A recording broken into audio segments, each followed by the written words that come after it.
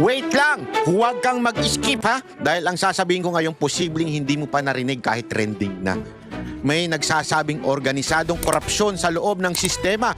May gulo sa Kongreso na hindi ipinapakita ng buo sa publiko. At ngayon, pati abogado ng ex-Marines, tila pinipressure na. Yung sinabi ko sa inyo kagahapon, di ba? Mukhang tinatrabaho na si attorney. Hindi ito coincidence. May pattern, may connection, at may mga taong ayaw ipakita ang buong picture. Naku po. Habang ang iba tahimik, may mga nagsasalita at sila ngayon ang tinatamaan. Kaya ang tanong, kung totoo ang sinasabi ni Congressman Defensor, sino ang susunod na babagsak? Nako. At kung hindi ito totoo bakit parang nagmamadaling patahimikin ng issue? Nako, ang daming mga diversion. Sa video na ito, hindi ko lang ikikwento, ipapakita ko sa iyo kung papaano nagkakabit-kabit ang lahat. Manood ka hanggang dulo dahil sa huli, ikaw mismo mapapaisip, ito ba ay laban kontra korupsyon o laban para itago ang malalim na sikreto? Ay, God, kinubuha ko.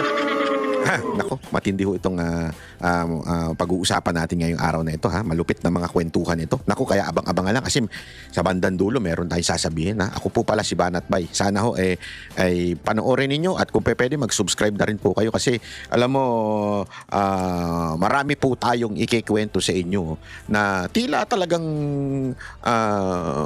masasabi mong merong koneksyon 'di ba? Merong pattern ika nga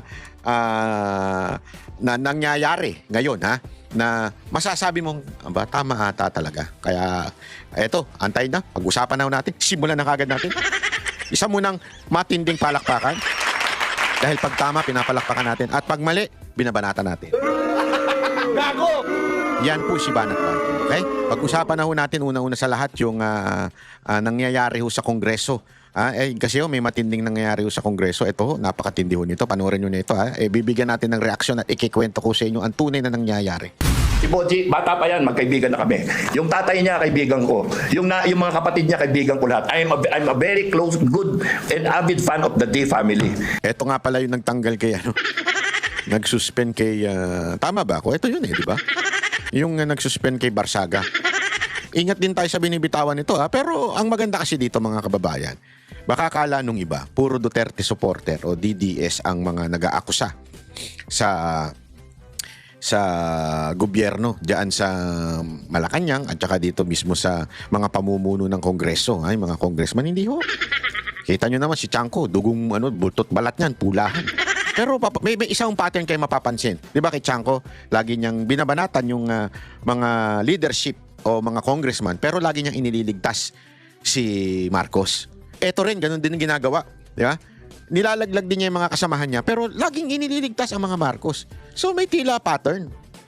Nagkakaroon na kaya ng iringan between BBM and Romualdez? Kasi mukhang mukhang ganun na nangyayari. Naglalaglagan na po sila Di ba? Mukhang si Marcos, para mailigtas niya yung sarili niya sa, kita naman natin sa iskandalong ito, ilalaglag niya yung pinsan niya. Ano sa tingin niyo?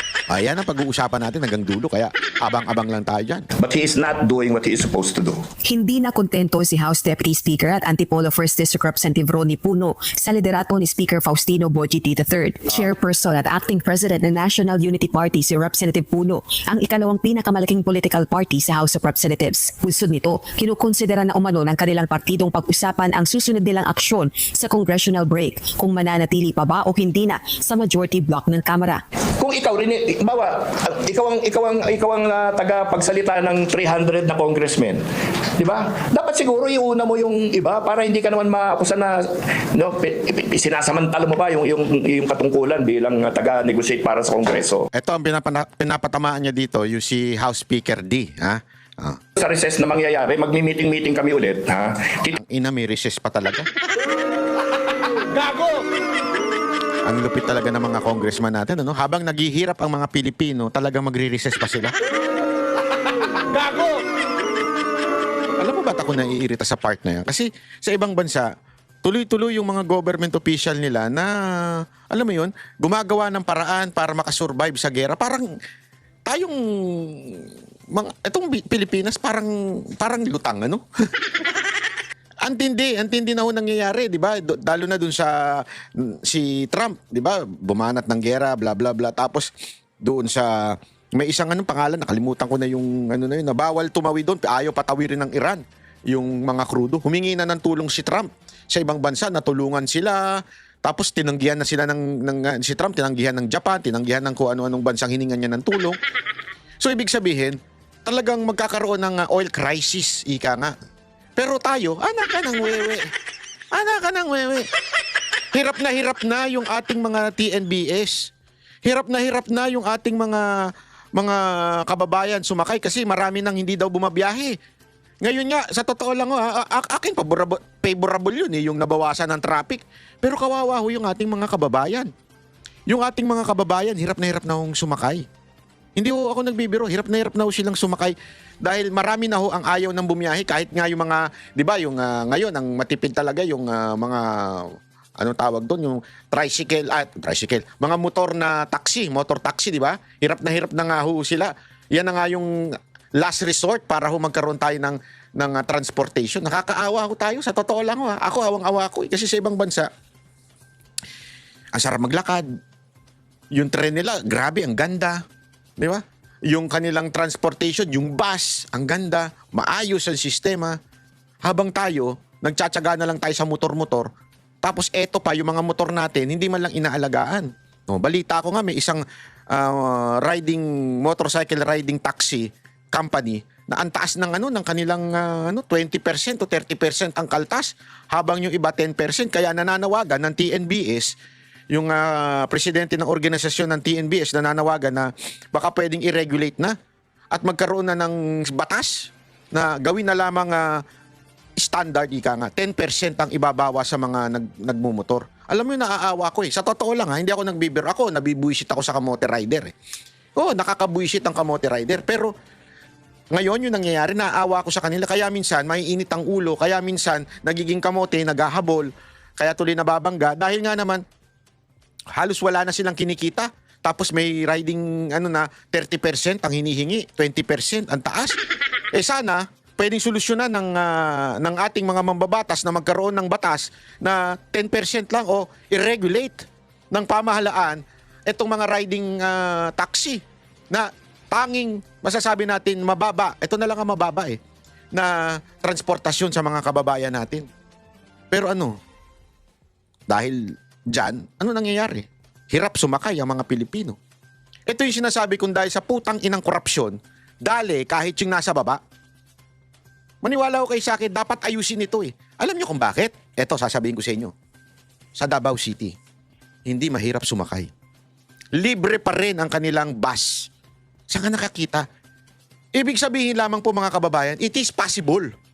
Kung there is a political will among the leaders of this country, it is possible. Pero bakit ganun? Alam mo, tinanong ko yung kay Basti nung kami nagkita at nagkape-kape. Sabi ko, Mayor, sabi nila, ningas kugun lang daw yung libreng ganyan-ganyan. Paano kayo makakasurvive? At saka, buti na nabigyan pa kayo ng pondo para sa bus ng national government kahit kayo kalaban. Alam mo, sagot niya, hindi galing yan sa national government. Pera namin yan. Pera ng local government yan. So totoo lang, kaya namin mabuhay nang wala ang national government. Pera namin lahat yan. Ang pagpapatakbo, yung libreng bus, pera ng local government. Sabi ko, paano nangyari yun? Hindi, di ba isipin mo mabuti, paano nangyari yun? Kayong mga taga Davao, alam nyo yan. Kayong mga taga Davao, na e-experience nyo yan, parang walang crisis sa inyo. Pero bakit dito sa Metro Manila, kung nasaan mismo ang national government ay nandito sa Metro Manila, ay para tayong kangaroo. Sabi nga, may kangaroo court, para tayo may kangaroo government. Gago! Paano nangyari? Alam mo kung bakit? Inuuna kasi ang putang inang politika ng mga congressman natin. Ngayon, magre-recess pa. Ito, tingnan nyo kung gaano ka nakakainit ng ulo na kaya tayo napapamura minsan. Iniiwasan ko magmura pero wala tayong magawa Nakakainit ng ulo. Yung panahon na may pasok sila, kokonti na nga lang. Magre-recess pa mga ulul. Kokonti na nga lang ang pasok nila. inaksaya pa sa impeachment proceedings. Gago! Di ba? Kaya ka nakakabuisit eh. Di ba? Tingnan namin kung dapat pa ba kami maiwan sa majority or lumipat na lang kami sa minority. Ang saloobin nito may kaugnayan din sa issue ng budget. Sa ulat ng Philippine Center for Investigative Journalism o PCIJ, noong December 2025, ang distrito umano ni House Speaker D ang may pinakamalaking itinaas sa Department of Public Works and Highways o DPWH allocation sa House General Grabe, no? Speaker ka na. Ikaw pa may pinakamalaki. Hindi ako nagsabi, Yung balita na yan. So, hindi yan fake news. Kapala na lang mukha eh. O sabi nga ni Irise, isang tatak dilawan, di maka-Duterte ito Mismo si Bongbong Marcos, na siyang nag-aayos ng budget. Yung kanyang pinsan, ang isa sa pinakamalaki. Magkano yun? 40 plus billion. If I was not mistaken, 48 ata yun, 42. Basta 40, lagay na lang natin sa 40 billion. Yung kanyang anak, malaki din. Although dito, niligtas nito yung anak ni Marcos. Pero sinabi mismo ni Irise, ang laki din na natanggap na allocation ng anak. Anong tawag doon? Walang delikadesa. Eto na naman, yung bagong speaker na supposedly dapat aayusin niya yung winalang niya, binaboy ni Romualdez. Aba, yung bagong speaker, meron ding mataas na allocation. Gago! Pwede ba magmura? Pistinyawa. Gago! Ang lupit, Appropriations Bill para sa 2026. Sinundan ito ng distrito ni House Committee on Appropriations Chairperson Nueva Ecija 1st District Representative Micaela Swansing at kapatid nitong si Sultan Kudarat 2nd District Representative Bella Vanessa Swansing. Una nang iginiit ni Speaker D na lahat ng nilalaman ng panukalang batas para sa national budget kasama na ang mga pondo, probisyon at programa ay dumaan sa tamang proseso. Samantala, pinagkumpara din ni Representative Puno sina Speaker D at House Majority Leader Ilocos Norte 1st District Representative Sandro Marcos, ang President's son. Bilyon-bilyonan yung mga nilang nakuha, no? So pinasakripisyo kami, pero sila nakinabang naman sila ng mabuti para sa distrito nila dito sa usapan nilang ganito. Para sa amin, siguro dapat may may leadership by example dito parang baliktad Pinasakripisyo mo lahat, pagkatapos kayo naman doon, medyo mas maganda sitwasyon ngayon kaysa last year. Dito ako hanga kay Majority Leader Sandro di ba? Kasi siya anak ng presidente, Anak ka ng di ba? Pero hindi nakinabang yan dito sa mga diskusyon dyan sa budget. Parang nabawasan pa yata yung distrito niya. Wala pang Talaga lang Parang hindi naman ata totoo. Nakakaloko ka. Talaga lang din Hindi, possible naman yan. In fairness posibleng nabawasan. Pero sa sobrang laki noong mga nakaraang taon, ang laki pa rin. 'Di ba? Ang sinasabi lamang ni ni Puno, at least nabawasan daw, pero malaki pa rin. Ang dito, yung bagong speaker, si Speaker D, tumaas daw. Napaka walang niya. Hindi yung mura yung walang niya, walang hiya, 'di ba? Ganong katindi, walang hiya. Kapal ng muka sa Tagalog. Sa salitang kalye, kupal. Hindi, ini-interpret lang natin para mas maintindihan natin, di ba? Para mas maunawaan natin yung bigat ng salita. Kasi kanya-kanya yan Kunwari, hindi mo pwedeng gamitin yung kupal sa lengguwahe na pangligal o di kaya. Pero para mas maunawaan ng mga Pilipino, yun ang Bakit? Halimbawa, yung kaibigan mo, di ba? Kaibigan mo na nagpa-contest. Sinong mananalo sa basketball na ito? Merong litro. Kasi naalala ko noon, nagba-basketball kami. Litro lang ang pinag-aawayan namin, nagsusuntukan pa. Diba? Tapos, ang doon, ikaw ang mamimili ng kakampi mo. Ikaw na nga namili ng kakampi mo, ikaw pa naglagay ng referee. Anong tawag mo doon? Kupal. Ikaw na nga yung nagpaliga, ikaw na yung nagpapremyo ng na mananalo ay yung may isang litro ng coke. Di ba? Tapos ikaw pa yung namili ng kakampi mo, ikaw pa namili ng rep. Anong tawag sa'yo? Kupal. Parang ganito sinasabi dito Ikaw na nga yung speaker, ikaw na yung head, ikaw na nga nagdidesisyon, tapos ikaw pa may pinakamataas na allocation. Ang tabo naman. Gago! Tuloy. nilalabas na pahayag kaugnay ng mga isyong ito si Speaker D. Isa rin sa inireklamo ng National Unity Party ang anilay mga proyekto sa kanilang distrito na hindi pa rin napopondohan magmula noong buwan ng Enero, kabilang na ang public works projects. Ang after effect din lang kasi, walang gumagalaw sa ekonomiya natin. Ang construction worker, walang trabaho ngayon. Tataas ang bilin. Sa nangyari ngayon na war sa Iran, Yung mga kasama mong... Di ba? Kasama mo si Chua? Di ba kasama mo? Kaparaan mo yun. Kasama mo yun dyan sa Maynila eh. Pero nung pinag-aksaya ng panahon, si BP Sara, isa ka pa eh. in the US, tumaas ang gasolina, and yet merong 500 billion plus na budget ng DPWH na nakatago na dapat nilalabas na umiikot na ekonomiya natin. Sa usapin naman ng impeachment complaints laban kay Vice President Sara Duterte, muling binigyang diin ni Representative Puno na susuportahan lamang nila ang proseso kung may matibay na ebidensya. Pero iginiit na hindi pinapabura ng partido ang Vice Presidente sa issue ng impeachment. We cannot be accused of cuddling the Dutertes. No? Kasi kami yung pasimuno nga noong mga nakaraan 'di ba? Partido namin 'di ba? Mali ba magsabi na gawin yung matibay yung kaso? Duda rin sila sa sinasabing mahalagang testigo ng complainant sa impeachment na si Ramil Madriaga. You know, when we're looking Isang kidnapper. Yun ang ang hatol dyan ha. Oh. Yan ang pinaniniwalaan ng mga congressman ngayon. Ay nako. Diba? Kalokohan talaga. testimony coming from somebody na nasa kulungan, siguro pag-isipan natin na mabuti as representatives of the people, as district congressmen, dapat may corroboration. Hindi pwedeng sinabi lang itong isang nasa pihitan na ganito ang nangyari. Rosa Nicos, UNTV News and Rescue. Diyos ang aming sandigan, serbisyo publiko ang aming pinahahalagahan. Oh, di ba? Ay, nako po. Yan. Malupit. Diba? Sana lang maunawaan talaga ng ating mga kababayan ng tunay na sitwasyon ngayon, di ba? Kasi, eto, kita nyo mismo, mga kaalyado nila na kakaroon na ng ng kaguluhan. O, ito pa, sitwasyon sa Kamara. More or less malapit na sa plus-minus 10 na nagsasabi na grabe ang sentimento ng kanilang mga constituents sa kanilang mga distrito. All-out support. So, yung iba think twice na kung itutuloy ba nila yung pagsuporta o hindi sila susuporta sa impeachment. But I hear this kasi nasa session hall ako at saka nung Lunes pumunta ako sa Dodge. So, nagpagkwentuhan ako sa mga congressman. Malakas yung kwento na yung NPC, Nationalist People's Coalition, nag-meeting daw last week, parang Thursday. At napag-usapan nila, majority daw ayaw nang sumuporta doon sa impeachment. Ayaw nang sumuporta. Yung mga kasi, siyempre, alam mo naman, pera-pera ang impeachment Siguro, ubus na pera nila, ayaw na nila sumuporta. Pera-pera lang naman yung impeachment. Ikinuwento ni Vice President Sara Duterte yung timeline of events kung paano po nabuo yung impeachment, no? At nasabi niya na ilang beses siyang dumalo sa mga pagdinig sa Kamara, pero pag nandun siya, hindi naman siya tinatanong kaugnay sa issue.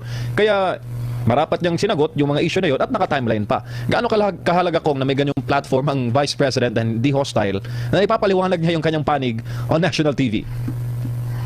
Well, if you will notice from the start, since simula ng mga confirm, it's really designed to demolish the Vice President.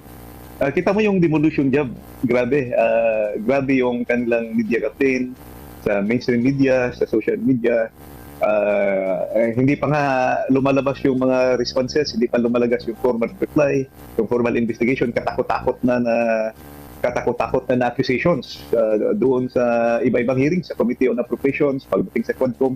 Ang dami ng accusations doon, no? So, and these are mere accusations, insinuations, innuendos. Walang proof, walang final judgment, walang concrete evidence of a crime made for conjectures. So, where does this go? Elimination of a very strong candidate in 2028. We see the Vice President here. She has the highest number of votes in the last 2022 elections, even higher than the votes of the President of the Republic. The President only got 31 million votes. The Vice President Sara got 32 million votes. So makita natin yung credibility niya, yung mandate niya sa taong bayan, mas mataas. At saka hindi lang yan, nakikita natin yung kanyang trust and approval ratings na pinakamataas siya, trust and approval ratings sa lahat ng public officials.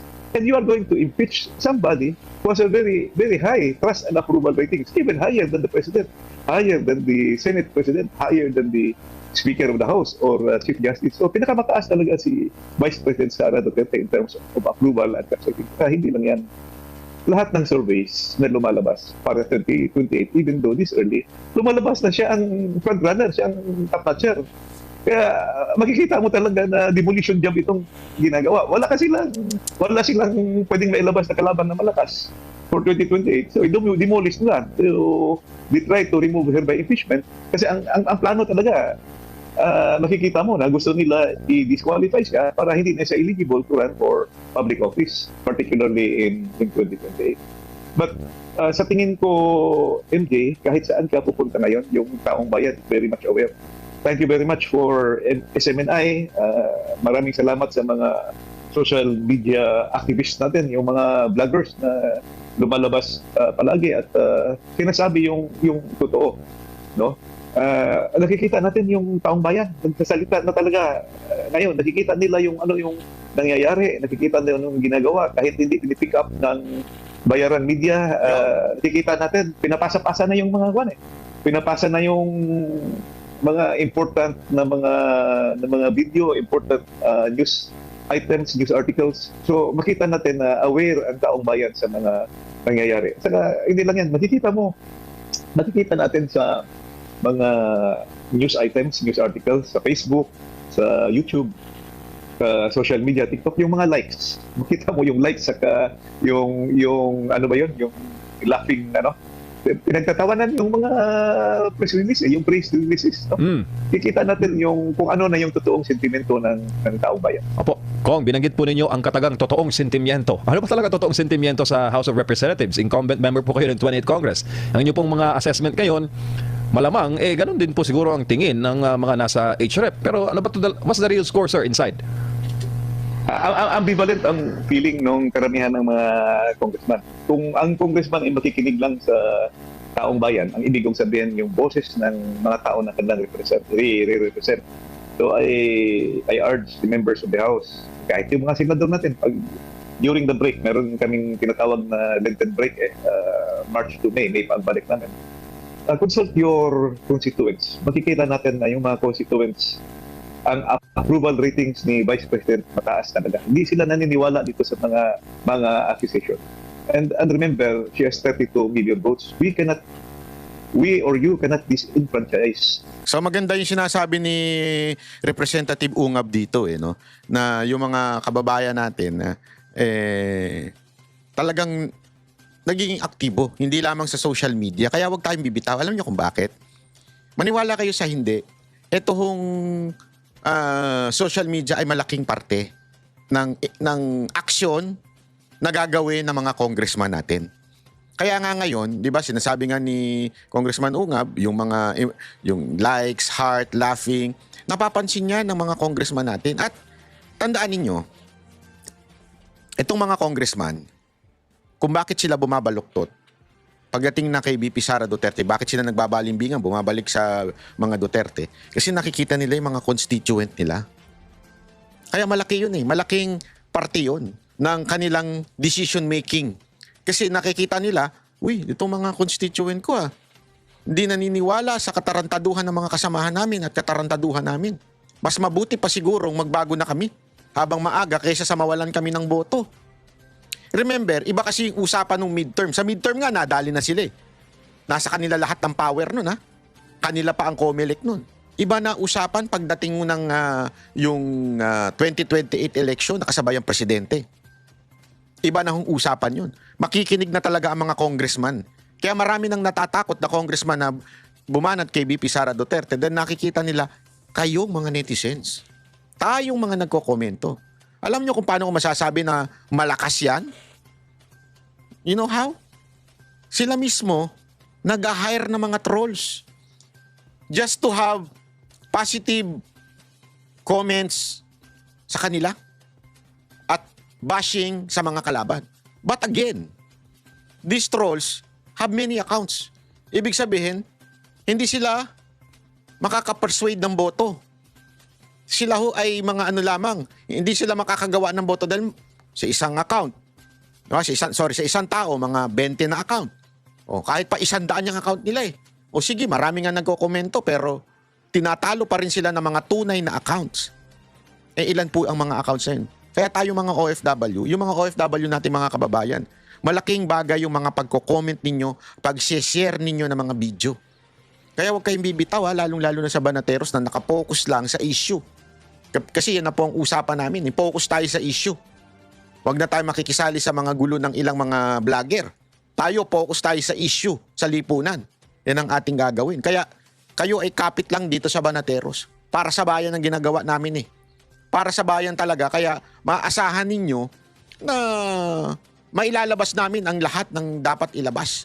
Kaya nga kami nagpapasalamat din sa mga nagtitiwala. Katulad ni Vice President Sara Duterte na talagang nagbibigay ng exclusive doon sa mga Marines. Sa dami-dami ng gustong mag-interview sa kanila. Sinubukan nila magpa-interview sa isang bayarang media. Lumabas ba yung gusto nilang may hatid na mensahe sa publiko? Hindi. Sa banateros, lumabas. Again, because wala tayong personal interest. Kami po para sa bayan lang. Para sa bayan lang talaga ang natin. Kasi alam mo, eto nga, recently lang, para lang sa kaalaman ninyo. Hindi ko alam kung sinabi na ito ni Jack, pero may bago na naman siyang kaso ngayon. At matindi yung kaso niya. Ha? Talaga nga namang ididiin siya. Kasi nga naman, ito si Jack, kupal din eh. Pag bumanat, banateros talaga eh. Yeah? Pag bumanat talagang, tagos hanggang buto. Yung tipong hindi ka makakatulog eh. Yung bang, basta banateros talaga tatak ni Jack eh. Bagay na bagay talaga sa banateros eh. Hindi mo man siya maintindihan pag nagsasalita, pero pag nag-post, mukha pa lang, bullshit ka na eh. Gago! Yeah? Hindi pa siya maglagay ng caption, nakakabullshit na eh. Lagay mo yung mukha niya. Gago! Talent yan ha. Hindi, alam mo, bakit ko sinasabi to? Importante yung share ninyo, comment ninyo, pag-like ninyo. Importante yan. Para yung algorithm mapanood. Alam mo, natutuwa ko eh. Ito, walang biro ito. Anta! Ayoko na lang magsalita. Baka mapahamak pa yun eh. Maraming government employees, officials, na bumubulong sa akin. Nakala ko nga si Bongbong Marcos. Mahilig bumulong eh. Gago! Bumubulong sa akin. Alam mo sinasabi? Ito mga mga opisyal ito tsaka mga empleyado ng gobyerno. Ano sinasabi na? Banat, tuloy mo lang. Di lang kami makapagsalita, pero tuloy mo lang yung ganyan nyo. Kakatuwa, sabi ko. Seryoso ka ba? Hindi, totoo. Minsan nagugulat ako kasi, alam mo yun, opisyal eh. Biglang, follower mo ako. Pinanunod kita araw-araw. Tuloy mo lang yung banat mo. Parang galawlaw ko, ganun ba? Yun para sa akin eh. Hindi yun ako na, kasi ako yung taong hindi na ako na sa yung fame. Wala sa akin yan, maniwala kayo sa akin. Ayaw ko nga yan. Sa totoo lang, ayaw ko ng ganun, yung pinapansin sa publiko. Ayaw ko nun. Kasi remember, manager ako ng artist eh. Lumaki ako na nasa background. Lumaki ako hindi nare-recognize. Ayaw ko nun. At hindi ko, kasi nakikita ko sa mga artist ko na minsan hirap na sa paglabas dahil kaliwat kanan na nakaka-recognize. Hindi yun kasi yung privacy mo nawawala, parang ganun. Eh ako pa naman, gusto ko yung privacy ko, yung katahimikan, ganyan. Kaya hindi ako doon. Kaya natutuwa din ako dahil kinakausap ako hindi dahil doon sa, ang pogi mo. Hindi, sa tunayan niya, sinasabi nila, alam mo, kanina pa kita tinitingnan. Iba yung mukha mo sa sa video tsaka sa personal. Ayaw pa sabihin eh. Ayaw pa sabihin na ang pangit mo sa personal. Naka-filter ka siguro, no? Ayaw pa sabihin. Pero buti na lang hindi na sinasabi nila. Buti sinasabi nila, tama ka sa sinasabi mo. Nakikinig kami at napapaliwanag mo ng gusto. Sabi ko, yun naman ang gusto ko marinig. Kaya ganito tong video na to para hindi nakapokus sa mukha. Nakapokus dun sa sinasabi natin.